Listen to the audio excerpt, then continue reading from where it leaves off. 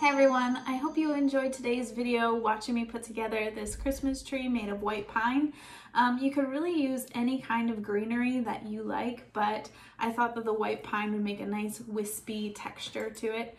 I went out and foraged for this white pine. It did not cost me anything, which I kind of love. You can just go out and find these materials and make them for yourself for a fraction of the cost that you can buy them at the store.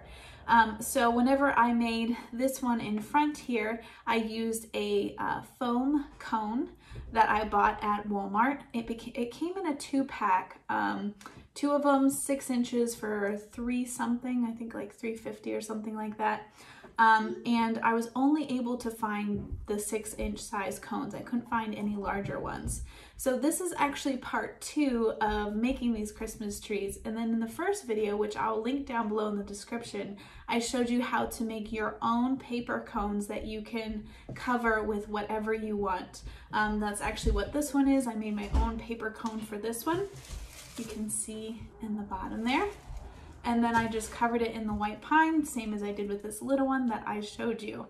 I also wrapped this one in some little cute fairy lights that have a battery pack. I love these things because they have a timer. You can set them and they will kick on at the same time every night, stay on for a couple of hours. I'm not sure how long exactly, but they stay on for a few hours and then they turn off by themselves, and it's great. I can set them when I want them to turn on and then never have to touch them again until the batteries run out. So I did this bigger one earlier today, and then I showed you this little one. Also in the first video, I showed you this one that is covered in moss, preserved moss, and this one. This is actually a yarn, nice fuzzy yarn that I found at Walmart as well. So you guys can cover these in whatever you want. The idea is to make them creative, make them your own, make them your style. If you like some red, add red to it.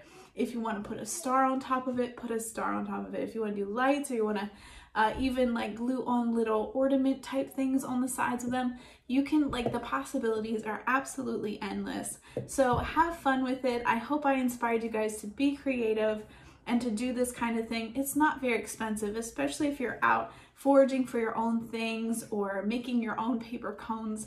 It's only a couple dollars and it's a really fun project that you can even get the kids involved with. Well, I hope you guys enjoyed this video, and we'll see you in the next one.